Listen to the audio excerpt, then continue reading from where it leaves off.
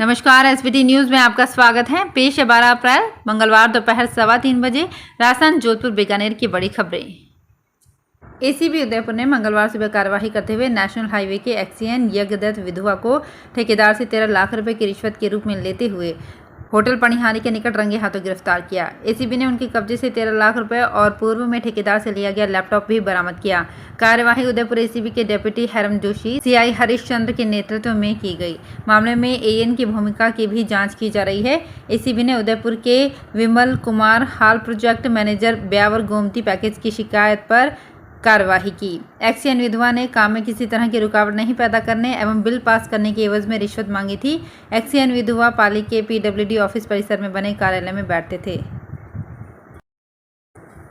बाड़मेर जिले में 2 33/11 केवी sub station की क्षमता वृद्धि होने से रिफाइनरी इलाके के साथ साथ आसपास के इलाकों में हजारों घरेलू और व्यावसायिक उपभोक्ताओं को गुणवत्तापूर्ण बिजली मिलेगी। जोधपुर डिस्कॉम बाड़मेर के अधीक्षण अभियंता अजय माथुर ने बताया कि बाड़मेर जिले में पचपदरा उपखंड के अधीन 33/11 केवी के सब स्टेशन पचपदरा में 3.15 MVA क्षमता का पावर ट्रांसफार्मर लगाया गया है।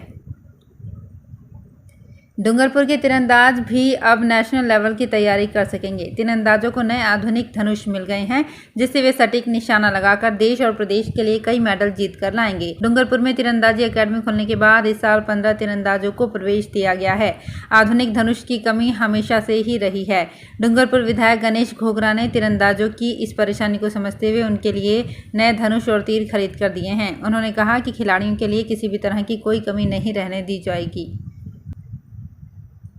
राजस्थान के लाखों युवाओं का इंतजार खत्म हो गया है। शिक्षा विभाग ने तृतीय श्रेणी शिक्षकों के 46,500 पदों के लिए भर्ती प्रक्रिया शुरू कर दी है, जिसके तहत रीट 2022 के लिए 18 अप्रैल से आवेदन की प्रक्रिया शुरू होगी, जो 18 मई तक चलेगी। इसके बाद 23 और 24 जुलाई को पात्रता परीक्षा का आयोजन किया जाएगा। इसके बाद दूसरे चरण में एक और परीक्षा आयोजित की जाएगी। इस परीक्षा में पात्रता परीक्षा पास कर चुके अभ्यर्थी ही आवेदन कर सकेंगे। मौसम का मिजाज बदलने से लोगों को तेज गर्मी से कुछ राहत मिली है। तापमान में भी थोड़ी गिरावट दर्ज की गई है। बीते कई दिन से सूरज की तपिश व गर्म हवाओं से जयपुर समेत विभिन्न जिलों में हाल बेहाल है। हालांकि मंगलवार सुबह राजस्थान में विभिन्न जिलों में मौसम में बदलाव देखने को मिला। बीते दिन जहां मौसम विभाग ने धूल भरी आंधी चलने के लिए अलर्ट जारी किया, लेकिन आज सुबह जयपुर, उदयपुर, कोटा, टोंक और भीलवाड़ा सहित अन्य जगहों पर हल्की ठंडी हवाओं के साथ ही बादल छाने से तापमान में 2 से 3 डिग्री सेल्सियस की गिरावट दर्ज की गई। सोना और चांदी की कीमतों में आज जबरदस्त तेजी का दौर देखा गया। सोना 600 रुपये प्रति 10 ग्राम के उछाल के साथ 54,000 रुपये के पार पहुंचा। वहीं चांदी कीमतों में भी 1,300 रुपये प्रति किलो का उछाल दर्ज किया गया। कारोबारी सप्ताह के दूसरे दिन सोना और चांदी की कीमतों में आए उछाल के बाद घरेलू खरीद में कमी दिखी। हालांकि निवेशकों ने भरपूर समर्थन दिया। आज सोना 24 कैरेट 53,500 रुपये के स्तर पर बना रहा। चांदी की निवेशकों और औद्योगिक मांग में सुधार है। जोधपुर में बोरानाड़ा स्थित तृप्ति नगर में सोमवार रात करीब 2 बजे एक हैंडीक्राफ्ट फैक्ट्री में भीषण आग लग गई। लकड़ी के कच्चे और तैयार उत्पाद में आग बहुत तेजी से फैली और इसने विकराल रूप धारण कर लिया। 2 दमकलों ने करीब आधा घंटे की मशक्कत के बाद आग पर काबू पा लिया। ऐसा माना जा रहा है कि बिजली के तारों में शॉर्ट सर्किट के कारण निकली चिंगारियों से लकड़ी के उत्पादों में आग लग गई। आग से काफ़ी सामान जलकर नष्ट हो गया। राजस्थान के बारां के शाहाबाद तहसील क्षेत्र के पूरमपुर के मेहनतकश आदिवासियों ने देसी तकनीक से सिंचाई का ऐसा जुगाड़ किया कि वो करीब 1,000 बीघा से ज़्यादा ज़मीन पर रबी की फसल उगा रहे हैं। पूरमपुर के निवासी नाथुराम भील की माने तो करीब 4-5 साल पहले तक खेतों में पानी नहीं पहुंचने से रबी की फसल नहीं होती थी। ऐसे में रोजगार के लिए परिवार के साथ पलायन के लिए मजबूर होना पड़ता था। इस बीच 5-6 ग्रामीणों ने श्वान खोह के पहाड़ से बहकर आने वाले बारिश के पानी को रोका और सिंचाई पानी का इंतजाम कर लिया। जोधपुर जिले के फलौदी कस्बे में गत माह हुई 3 चोरियों का मामला पुलिस ने सुलझाते हुए 2 शातिर नकबजनों को गिरफ्तार किया है। ग्रामीण एसपी अनिल कयाल ने बताया कि इनसे तीनों स्थान से चुराए गए गहने और कुछ नकदी बरामद की गई है।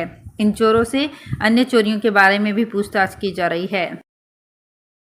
राजस्थान में 16 अप्रैल से 8वीं बोर्ड और 19 अप्रैल से 5वीं बोर्ड की परीक्षा शुरू हो रही है।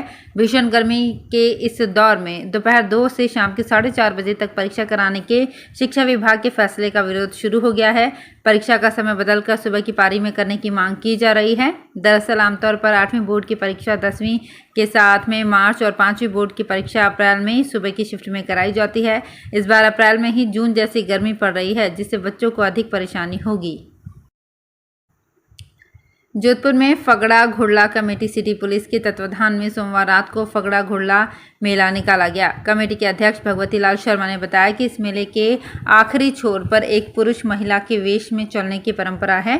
पुरुष 54 वर्षों से महिला का वेश धारण कर मेले में शामिल होते आ रहे हैं। इसके लिए बाकायदा पुरुषों का ऑडिशन होता है। इस बार 20 युवकों में से कैलिफोर्निया की IT कंपनी में HR अक्षय ने ये किरदार निभाया। फगड़ा घुड़ला शोभा यात्रा में खासा उल्लास देखने को मिला। खान एवं भू विज्ञान विभाग ने जिप्सम परमिट की आड़ में श्रीगंगानगर, हनुमानगढ़ जिलों में अवैध खनन की जांच के लिए तो कमेटी बना दी, लेकिन बीकानेर जिले को भूल गए, जबकि राज्य में सबसे ज़्यादा परमिट ही बीकानेर में हैं। तत्कालीन भाजपा सरकार ने 28 अक्टूबर 16 को अधिसूचना जारी कर किसानों को अपनी जमीन में 2 मीटर तक जिप्सम की परत हटाने की अनुमति दी थी, जिससे कि वे भूमि उपजाऊ होने पर खेती कर सकें। परमिट के आड़ में जिप्सम के अवैध खनन की शिकायतें सरकार को मिल रही है। बिजली उपभोक्ताओं के यहां लगे स्मार्ट मीटर। जोधपुर डिस्कॉम की ओर से स्थापित किए जा रहे स्मार्ट मीटर को लेकर बिजली उपभोक्ताओं में जबरदस्त उत्साह नजर आ रहा है। प्रबंध निदेशक प्रमोद टाक ने बताया कि जोधपुर शहर में अब तक 56,108 बिजली उपभोक्ताओं के यहां स्मार्ट मीटर लग चुके हैं। इसमें तकनीकी रूप से उन्नत इन मीटर से बिजली उपभोग से संबंधित सूचनाएं तुरंत प्राप्त होती हैं। इसके कई फायदे हैं। बीकानेर में सैटेलाइट अस्पताल में कितनी राशि खर्च होती है और किस मद से राशि जमा कराई जाती है, साथ ही ठेके पर कार्यरत कर्मचारियों को सोसाइटी के खाते में से कितने वेतन का भुगतान किया जाता है, इसे लेकर सरकार ने अस्पताल प्रशासन से पूरी जानकारी मांगी है।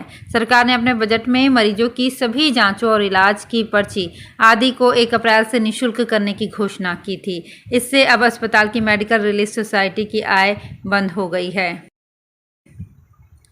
जयनारायण व्यास विश्वविद्यालय के BA तृतीय वर्ष के नियमित विद्यार्थियों की भूगोल की प्रायोगिक परीक्षाएं 13 अप्रैल से आयोजित होंगी। विभागाध्यक्ष प्रोफेसर जय सिंह ने बताया कि कला संकाय BA तृतीय वर्ष की प्रायोगिक परीक्षा 13 एवं 16 अप्रैल को भूगोल विभाग भाषा प्रकोष्ठ में सुबह 7:30 बजे से आयोजित होंगी। सायंकालीन अध्ययन संस्थान में BA तृतीय वर्ष के भूगोल की प्रायोगिक परीक्षा 18 अप्रैल को सायंकालीन अध्ययन संस्थान पुराना परिसर में सुबह 7:30 बजे आयोजित होगी।